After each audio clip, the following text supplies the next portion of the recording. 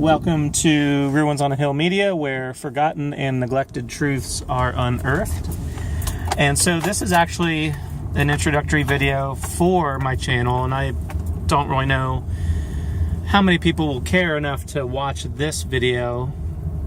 And honestly, it's more important to me that folks find a topic that they're interested in amongst the videos that I'm doing and just dive into those. But I just thought this might be good for folks who just want to feel prepared, because you're tuning into this video not knowing who I am, anything about my philosophy of life or human nature or anything like that. So I thought I would just share some stuff that will help you to get the most out of the other videos.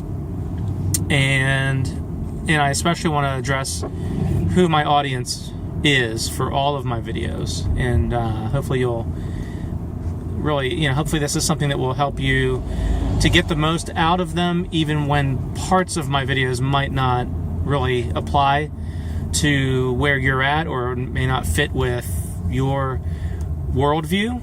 And knowing the world we live in today, where people can disagree over one little thing and it becomes sometimes this big hate fest. I don't want that to happen, because I think you can get some things out of my videos even if we disagree on some fundamental points. And part of that is because I believe I'm going to be covering topics that touch on just day-to-day life for most people. And so my name is Greg Handleton. I'm a licensed professional clinical counselor in the state of Ohio, and I've been in the mental health field, working steadily in the mental health field since 1989, and I've been licensed since 1996, so 19 years now. And I've worked with a lot of different people over the years. I share some of this introductory information through the video that I did on bipolar disorder, but I'm going to go ahead and repeat some of it here. And I've just, I've worked with individuals, families, couples, adults, kids, people dealing with substance abuse issues, people dealing with mental health issues, abuse issues, trauma. I've worked with people dealing with issues pertaining to criminal justice issues in their life. So just a wide variety in different settings. I've worked outpatient, mental health agency. I've done home visits. I've done. I've had counseling sessions in the jail, the juvenile detention jail. I've worked through a parachurch, kind of a residential program. Let's see. Just different. I've worked in a what we call a partial hospitalization, which is a extensive day treatment program where psychiatry was also provided. So I haven't done it all, but I haven't worked in a hospital, so that's one setting I haven't worked in. So anyway, just a wide variety. And my goal with Ruins on a Hill Media is to teach everything that I know over a period of years. And so Ruins on a Hill is a metaphor. It's an image that came to me just as a way to communicate one of my fundamental goals, which is, and my tagline is, Ruins on a Hill Media, where forgotten and neglected truths are unearthed. And so part of this is spiritual. Part of this is, kind of refocusing our attention on some principles. Some of these principles are solidly biblical, but other principles as well. Principles that have to do with healthy living, and I'm not sure in any one video how much I'm going to lean one way or the other, how much I'm going to combine biblical principles with maybe secular psychology stuff that I think is good and helpful. So I just don't really know in advance. It kind of unfolds the way I've been doing videos so far, my thoughts just kind of unfold with some minimal written notes. So this leads to my second point, which is, well, and by the way, the ruins on the hill, again, really it implies that the ruins are some forgotten things in our society and our culture, again, some of them biblical, some of them otherwise, that have been pushed aside or have gone to the wayside and are just kind of sitting on top of this hill crumbling. But the idea is that there have been some good things that we've lost track of as a society that once were prominent, and I'm not saying that there was ever a point in time where our culture in America was ever perfect. It's never been perfect. Human beings are not perfect. But I do believe there's some principles for living that used to be more prominent than they are now. So they're still up on the hill, but they're in ruins. These ideas, principles, and concepts have been neglected and forgotten, and they're just sitting up there kind of falling into ruin, but they're things that can be unearthed. These are ideas and concepts and principles that can be dug up and unearthed and revealed, kind of polished off, and just revisited and just re-explored. I think in the name of progress, we've left a lot of good stuff behind as a society because we've fallen into this myth, believing in this myth that if it's new, it's good, and if it's old, it's bad. Now, I just tend to be a person who likes history, and maybe there's times I thought I should have gone into become a historian. I spent a couple years in college in anthropology and really enjoyed kind of studying ancient history. So, I like to look at old things, and I like to go antiquing and looking at old things and just understanding their history better. I'm the kind of person who can look at an old wall, maybe that was built 150 years ago along the side of the road, maybe as part of a farm or something, and I'll find myself thinking, I wonder who built that. I wonder, if it was some farmer, I wonder what his life was like, and I wonder what his struggles were, and I wonder what kind of person he was. And what I mean? That's where my mind goes sometimes, because I really am interested in the story. I'm interested in the forgotten things that used to be important. And everybody's life, is important. And people who are dead and gone, it's just kind of sad to me that I can't know their stories and can't get to know them as individuals.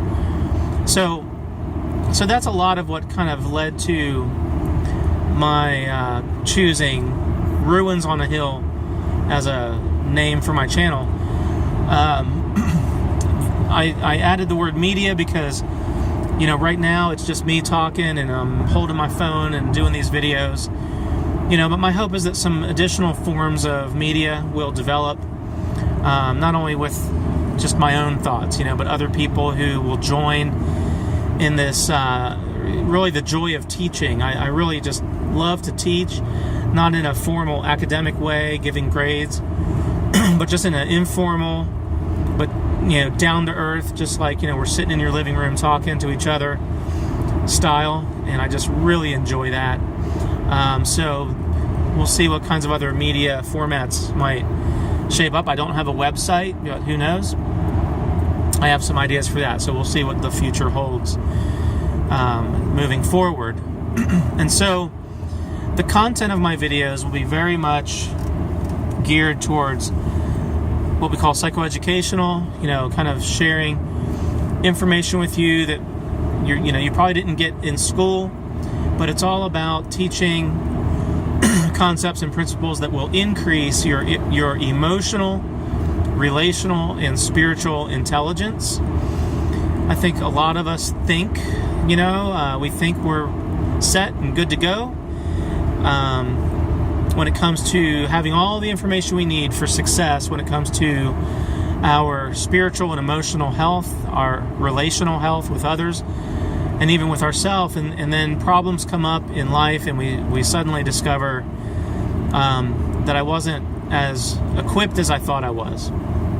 So my goal is to add information and tools to your toolbox, and the toolbox is labeled, again, emotional, relational, spiritual, intelligence, and skills. So that's a big task, that's a big thing to tackle, but I've been enjoying it so far and look forward to more. And so let me just jump into the spiritual realm here. You're probably picking up on the fact already that I am a Christian believer. And so before you tune me out, if you're not a Christian believer, let me just share a couple thoughts with you, if you're willing to hang in there for a few minutes right now.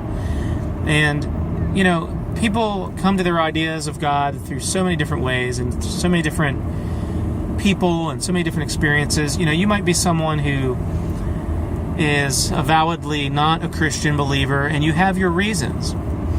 And so I'm not here to judge you. I'm not here to judge your reasons or your experiences or your conclusions. I have respect for how you got to where you are. And so if we were sitting down in my living room or yours and just talking, and we started talking about spiritual things, I would actually just ask you, I would ask you, hey, would it be okay for me to share some things with you that maybe you've never heard before? Some things from the Bible, some things that also pertain to my own personal experience with God and with prayer and answered prayer and things like that. And you could say no to me and I would respect that. But if you would say yes, I would still respect, I would share some things in a way that I would certainly hope are not attacking in any way or judgmental or critical, because that doesn't help anyone. It wouldn't help you to learn anything or see anything new or different, and it just wouldn't help our relationship at all. So my videos are, there's times I'm going to be blunt or, pretty blunt. Usually where I'm going to be blunt on spiritual stuff is it's just going to be like, okay, here's what Jesus said. This guy 2,000 years ago, Jesus of Nazareth, he was called Jesus Christ or Jesus the Christ because he claimed to have fulfilled the prophecies of the Jewish people relating to the Messiah, the one who was going to save them as a nation. And it turned out that Jesus came, not to free them from Rome, but to free not only the Jews, but all mankind from the consequences of our sin. So that being said, in my videos, if I'm sharing something that's spiritual, I'm usually going to share it because it's what Jesus said, or it's what the Bible says, okay? And I'm not doing it to cram anything down your throat. I'm sharing things just kind of straight up from the Bible, and you don't have to agree with it. But the thing that I want to encourage non-Christians to be mindful of is that I think you're still going to learn some stuff from my videos, regardless of whether you care about those spiritual teachings or whether, it's not going to be a lengthy sermon that you're going to be listening to, okay? There's going to be bits and pieces. There's going to be elements. But mixed in with those elements are going to be other things that I think are going to help you to grow as a person and to increase your emotional, relational intelligence as well, to increase your relational and emotional skills as well. And so that's, it may be a little bit uncomfortable for you. It'd be like if I was listening to someone, has a different religion that they adhere to. And yeah, it's probably going to be uncomfortable for me to listen to them on the spiritual stuff. But if they have some good things to say about some other areas of life, then I would hope that I could benefit from those other things. So there may be videos that you turn off because you just lose interest, or maybe you disagree so strongly with me. That's okay. It's going to happen, and I certainly can't please everyone, and certainly not everyone's going to agree with every point that I make. My efforts are sincere, and I'm trying to be inclusive as much as possible. But that's not always 100% possible. So if you've gotten this far, then I would encourage you to go ahead and pick a topic and just jump in and see what you get from it. If you leave some comments, I can handle criticism, and I certainly can't control people's comments and the things that they say. But honestly, I would like to ask that your comments be comments that I can respond to in a meaningful way and in a constructive way. Obviously, if you call me names and tear me down, then it's kind of the end of the conversation. But please share your comments, even if they're a little bit harsh. I mean, that's okay. But please try to leave some room for some meaningful interaction, because I will try to get back with you and share some things that hopefully can kind of redeem the experience for you. This is going to sound a little bit cheesy, but I am doing this for you because I want to try to help. So the sense in which I'm doing these videos for me is I like doing them. So obviously that's a win-win. Let's see, any other thoughts? Hold on, I gotta pause for a second. So I'm gonna wrap up here in a second. But I wanted to kind of end with this thought. And it has to do with learning. It has to do with how we perceive things. Perception is everything. How we perceive something, that becomes our truth, whether we are right or wrong about it. If I perceive that someone was rude to me, then that's my perception, and the feelings that I have, unless I revisit the whole thing and kind of reanalyze the situation and kind of put my feelings on the table so I can look at them and see if they're really accurate or not. Now remember, okay, so this ties in with another video that I did called Feelings Are Like Smoke Alarms. I would encourage you to watch that one. And so, unless I kind of revisit the conclusions that I've come to, I'm going to just continue to believe that person was rude to me, no matter what they say, no matter how much they explain themselves, right? And so I may say something in a video, and because we can't talk face to face in the living room, so to speak, you may come to some conclusions that are negative. And I can't prevent that, certainly I can't control that. But I want to invite you to remember that the process of personal growth is centered on becoming willing to revisit some old conclusions, to challenge and even replace some old perceptions and conclusions that really aren't true or aren't fully true.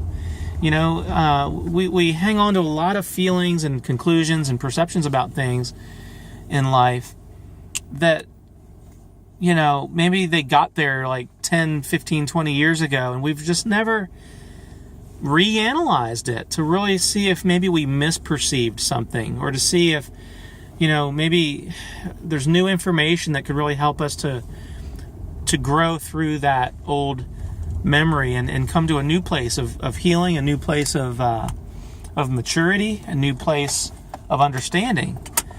And so it takes a lot of courage to do that. And it's hard work. But I want to encourage you, to keep an open mind and just be open to that process as much as possible, day by day. I find myself, struggling, as maybe you do as well, that, in our culture today, there's just so much black and white thinking going on. If someone is this, then they can't be that. If you're this type of person, then that you can't also be this type of person. It's kind of like, in my video on bipolar disorder, I used some drums in that video, so I like to play the drums. You might come to the conclusion about me, oh, well, if he's a drummer, then he can't also be whatever. It's like, well, I'm a lot of things. I'm a drummer. I enjoy sports. I like to read. I mean, you know what I mean? So there's all these things about me as a person that if you just look at one aspect of someone, more often than not, you're gonna be limited in how much love and joy and fellowship and friendship that you can enjoy in life, because we have a tendency nowadays to too quickly cut people off to an extreme level. And I just think it's very toxic and very detrimental to everyone. I think as a society today, we have trouble distinguishing between what we think of as someone being judgmental versus someone being discerning. We have a tendency, I think, to jump to the conclusion that someone is judging us, when we need to remember that every moment of every day, each and every one of us is using discernment to make decisions every moment of every day about what we're going to let into our lives and what we're going to keep out of our lives, what feels healthy or good to us, and what feels hurtful and damaging and toxic to us. And, you know, what I'm trying to do through these videos is discern between opposing ideas a lot of times, or I'm kind of contrasting some different views on a topic. You know, here's healthy, here's unhealthy, or here's, you know, helpful and unhelpful. I mean, just on a practical basis. And again, it's easy to watch a video and just kind of jump to some conclusions without knowing the person. So there's no way you're ever going to get to really know me. You're just going to know me through what I'm teaching on these videos. But I want you to know that I am putting effort into avoiding my human tendency to just be judgmental, okay? There may be times where that comes out a little bit, and I may have to, come back and, try to correct it in some way. I'm human just like you are. We all have a tendency to just judge and move on. And in fact, our brains are wired that way. I don't have time and energy to, once I come to a certain conclusion, I may not have the time and energy to revisit that conclusion later on. We have to be able to come to decisions and move on in order to function in life. So in that sense, we are all judgmental. We come to a judgment about something or someone, and sometimes we just have to move on. But discernment means that I'm weighing things in my mind. I'm weighing the information and the data that I'm receiving against what I already believe, against what I've already experienced, against what is on my map, so to speak. I've done a video about that called the Treasure Map. I forget the exact title, but it's the Treasure Map is a metaphor for all the things we've learned that we kind of blindly follow because, we don't have the time and energy to revisit everything that's been taught to us and to question everything. So we have to, we do have to move on, like I said. But discernment means I'm weighing and I'm trying to use wisdom to figure out what's best. Sometimes we do have to, operate on the basis of, grabbing a hold of a lesser of two evils or a lesser of 10 evils. We have to discern what we think is appropriate and what we think is healthy in any given situation. And so discernment is based on a different attitude than judgment. Judgment can be based, obviously, on being critical and feeling like we're better than others, trying to act superior to others, trying to squash other people down in some way so that we can build ourselves up. That's the attitude underlying what we think of as being judgmental.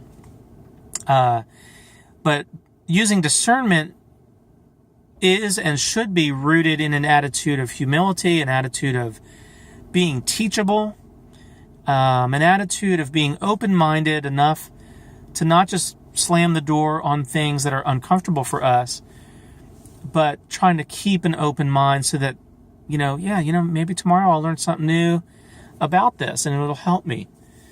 Using discernment is based on some appropriate self-protection versus being judgmental, which is where we just tend to, bully others into submission, or we're just protecting ourselves at all costs without looking at the consequences of our behavior. But discernment is based on some healthy and some appropriate self-protection, so that we're not unnecessarily torn down by, other people and situations. So, I just want to draw that distinction between these two things, because my goal is not to sit here or, with any of my videos, my goal is not to just sit on some throne and just act like I know it all, or talk down to people, or tear people down just because I have a voice and I can say whatever I want. That is not my goal. My goal is to teach. My goal is to try to share what I've been given. And if I have any wisdom at all, it's because I've been given it. And ultimately, I do believe it comes from God.